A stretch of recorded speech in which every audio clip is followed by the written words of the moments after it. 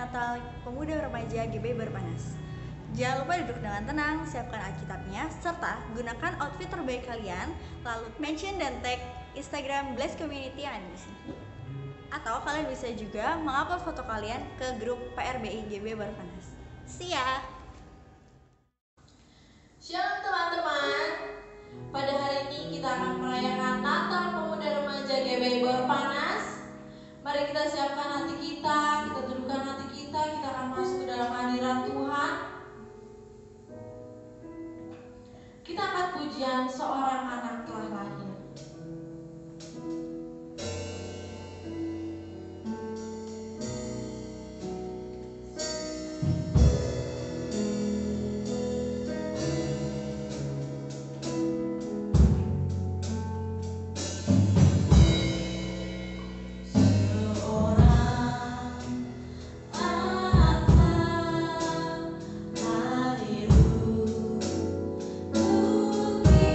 Kita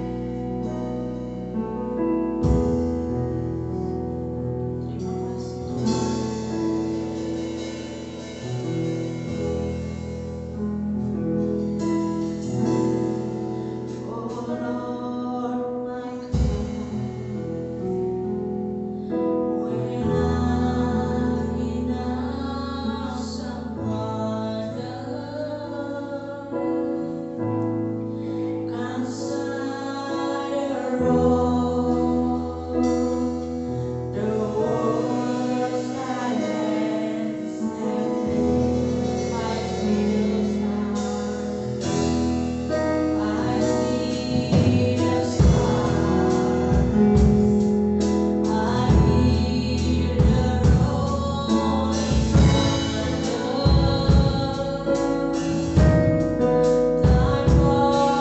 to run.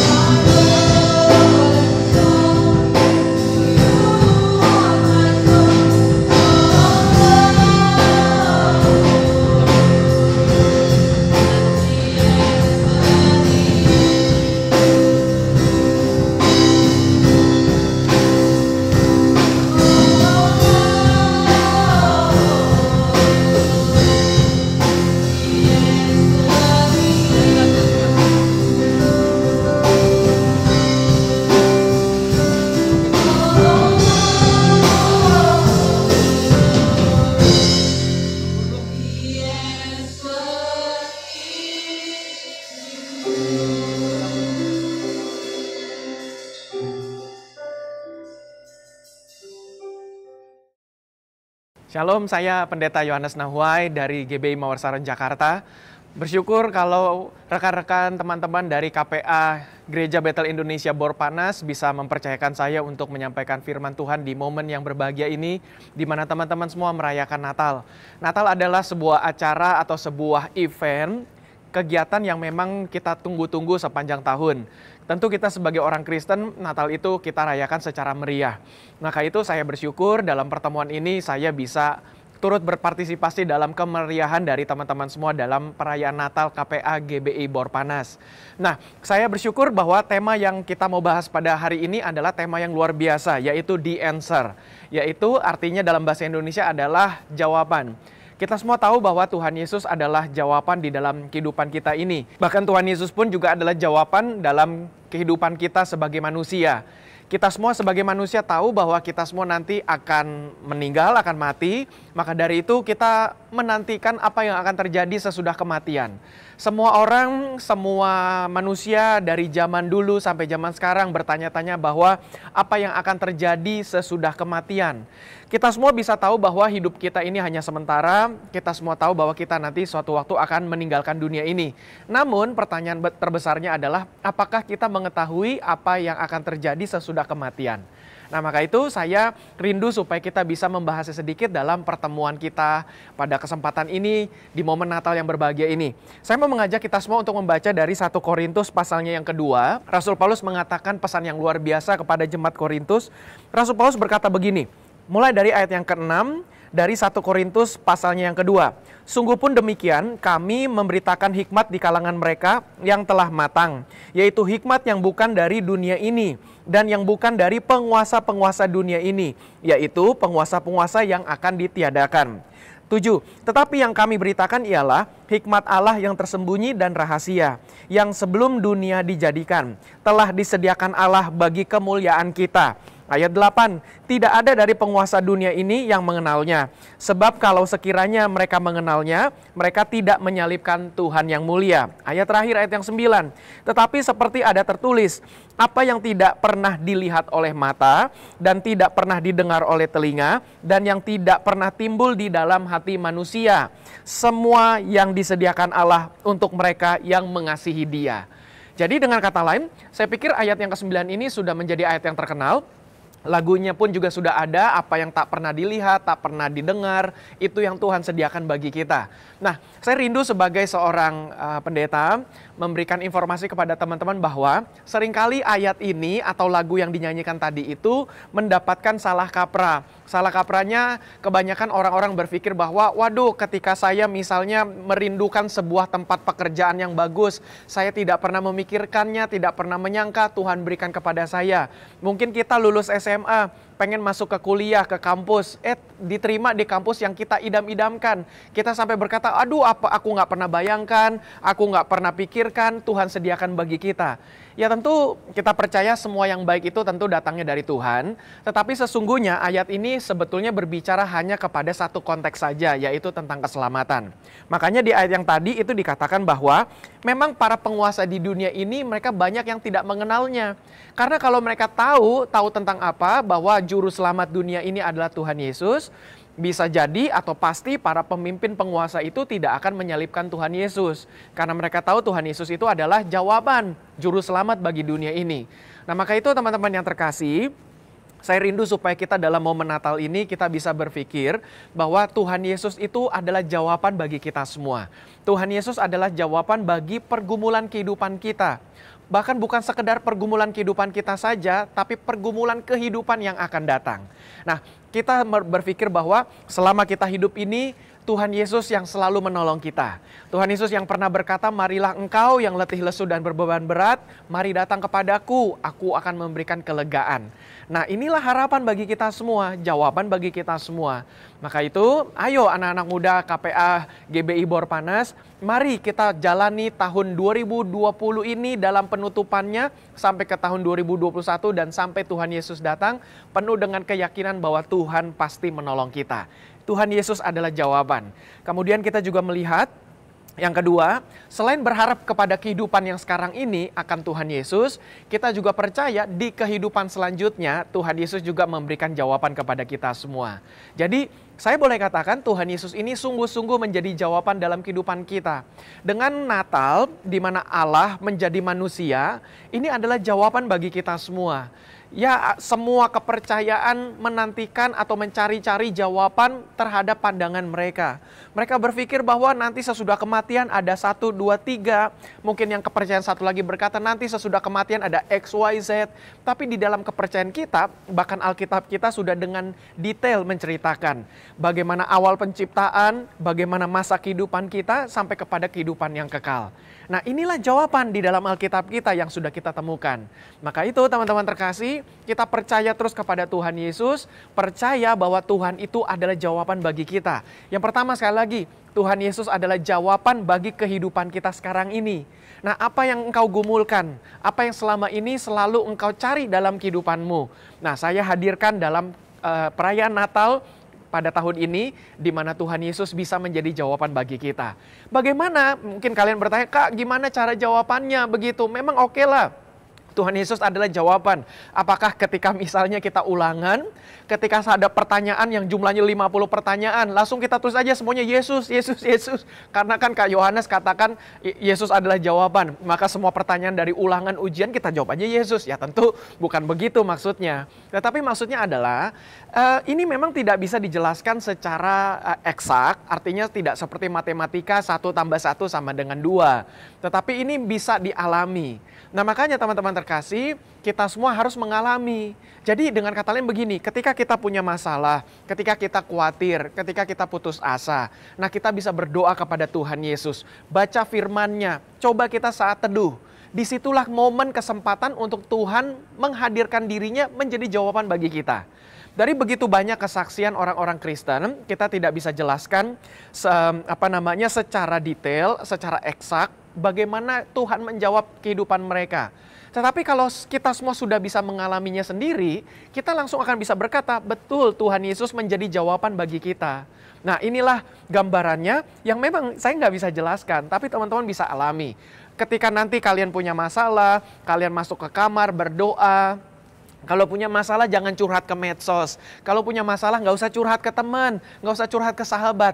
Ngapain kita bagikan beban kita kepada orang lain? Toh juga mereka nggak bisa nolong kita. Yang bisa nolong kita adalah diri kita sendiri. Jadi dengan kata lain, Tuhan bisa nolong kita, tapi kita pun juga perlu nolong diri kita sendiri. Artinya apa? Kita sendirilah yang harus percaya bergantung kepada Tuhan. Tuhan tidak bisa memaksa kita untuk kita bergantung kepada Tuhan. Itu area yang Tuhan tidak bisa sentuh. Dengan kata lain, itu area kehendak bebas kita. Tuhan tidak akan memaksa kehendak bebas kita untuk kita percaya kepada Tuhan. Harus sendirilah kita percaya kepada Tuhan. Tuhan tidak bisa paksa. Sama juga dengan Roh Kudus memenuhi hati kita, itu juga bergantung dari kita. Seperti di kitab Wahyu berkata, Tuhan mengetok pintu hati kita. Barang siapa membukanya, Tuhan akan masuk. Nah, di situ ada kalimat barang siapa. Jadi dengan kata lain, kitalah yang menentukan apakah kita mau buka hati untuk Tuhan Yesus atau tidak. Nah, makanya kita sendirilah yang bisa menolong diri kita sendiri. Makanya teman-teman terkasih, ayo percaya kepada Tuhan Yesus, serahkan hidupmu kepada Tuhan. Tahun 2021 tidak akan menjadi lebih baik. Tahu dari mana? Tahu dari firman Tuhan. Karena Tuhan juga mengatakan akhir zaman kita akan makin berat, makin banyak aniaya, kita akan makin banyak kesulitan, akan ada bencana perang, kelaparan dan sebagainya. Jadi ya saya bisa katakan sesuai dengan firman Tuhan, hari-hari ke depan kita ini akan makin sulit. Penuh dengan misteri. Tapi saya bisa katakan, oke, hari esok adalah hari yang penuh misteri. Tapi percayalah, ada satu hal yang tidak misteri akan hari esok, yaitu Tuhan pasti menyertai kita di hari esok. Jadi kalau Tuhan sudah pimpin kita di tahun 2020 yang berat ini, kita harus percaya Tuhan tetap akan menjadi jawaban bagi kita di tahun yang ke depan. Nah, jadi yang pertama, sekali lagi, dalam kehidupan kita di masa sekarang ini, percaya Tuhan pasti menjadi jawaban dalam kehidupan kita. Berdoa terus, andalkan Tuhan, perbanyak baca firman Tuhan. Kenapa kita harus baca banyak firman Tuhan? Karena dengan baca firman, kita jadi tahu janji-janji Tuhan. Karena kalau kita tahu janji-janji Tuhan, kita jadi tenang. Kita tahu bahwa Tuhan sudah pernah berjanji akan menolong kita, Tuhan berjanji akan menghibur kita, Roh Kudus akan selalu mendampingi kita. Dia itu Allah Immanuel, kita tidak sendirian. Nah itulah janji-janji Tuhan. Makanya dengan kita baca firman, kita makin banyak berdoa, kita pasti percaya Tuhan akan memberikan jawaban dalam kehidupan kita. Yang kedua, kita juga percaya Tuhan menjadi jawaban akan kehidupan berikutnya. Nah di kehidupan yang selanjutnya itu kita percaya bahwa Tuhan menyediakan. Dengan adanya kedatangan Tuhan dalam Natal yang kita rayakan ini, Tuhan menunjukkan bahwa ada solusi bagi dosa-dosa kita.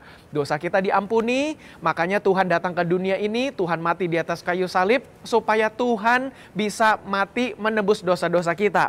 Tuhan menggantikan kita. Harusnya kita yang mati bagi dosa kita sendiri. Tapi karena Tuhan yang sudah jadi manusia, Tuhan mati untuk kita, menggantikan posisi kita, makanya di situ kita mendapatkan pengampunan. Nah, karena kita mendapatkan pengampunan, kita mendapatkan jaminan kehidupan kekal. Dan juga kita melihat bagaimana Tuhan Yesus mati di kayu salib, 3 hari berikutnya Tuhan Yesus bangkit dari kubur, itu menandakan bahwa kita mendapatkan jaminan juga kebangkitan sesudah kematian. Sebagaimana Tuhan Yesus yang adalah manusia, Tuhan Yesus sudah mati dan Tuhan Yesus bangkit dengan tubuh kemuliaan. Demikian juga dengan kita semua. Inilah jawaban bagi kehidupan kita. Semua orang bertanya-tanya apa yang akan terjadi sesudah kematian. Nah inilah jawabannya. Sesudah kematian nanti, kita semua akan mengalami apa yang Tuhan Yesus sudah alami. Kita semua akan dibangkitkan dengan tubuh yang baru. Kita semua akan mendapatkan kehidupan kekal. Jadi 2 alasan inilah yang saya pikir ini menjadi jawaban bagi kita semua dalam momen Natal kita ini. Percaya dengan Tuhan Yesus, apalagi kita masih muda seperti ini, ke depannya kita masih panjang. Perjalanan karir kita dalam usaha, dalam pendidikan, dalam jodoh, dalam keluarga masih panjang. Maka itu kita perlu Tuhan Yesus untuk kita hadirkan sebagai jawaban dalam kehidupan kita. Percaya dengan Tuhan Yesus terus, saya percaya Tuhan Yesus tidak akan mengecewakan kita semua. Haleluya. Mari kita berdoa, bersyukur untuk firman Tuhan. Bapak, terima kasih untuk khotbah Natal yang sudah kami dengarkan ini. Biarlah dalam khotbah Natal ini kami boleh diberikan semangat untuk kami percaya terus dengan Tuhan Yesus. Kami bersyukur kalau Tuhan senantiasa menjadi jawaban di dalam kehidupan kami. Berkati kami Tuhan, anak-anak muda dari KPA GBI Borpanas, biarlah kami semua bisa mengandalkan Tuhan Yesus Kristus senantiasa. Kami mengandalkan Tuhan di dalam kehidupan sekarang, dan juga kami mengandalkan Tuhan di dalam kehidupan berikutnya. Kami percaya dengan perayaan Natal di mana Tuhan datang ke dalam dunia ini dalam wujud manusia, kami diberikan pertolongan dalam kehidupan sekarang ini, dan kami juga diberikan jaminan kehidupan kekal. Terima kasih Tuhan, kami bersyukur mengalaskan doa kami hanya ke dalam satu nama, yaitu nama Tuhan Yesus Kristus yang adalah jawaban bagi kehidupan kami. Kami sudah berdoa dan mengucap syukur. Haleluya. Amin. Baik, puji Tuhan, terima kasih buat teman-teman semua KPA GBI Borpanas. Saya ucapkan selamat Natal tahun 2020 dan selamat tahun baru 2021. Kita akan jumpa kembali dalam pertemuan-pertemuan selanjutnya. Tetap setia terus beribadah di KPA GBI Borpanas. Dukung terus pelayanan di gereja, karena kesejahteraan gereja juga adalah kesejahteraan kalian. Puji nama Tuhan, terima kasih buat teman-teman semua. Sampai jumpa, shalom.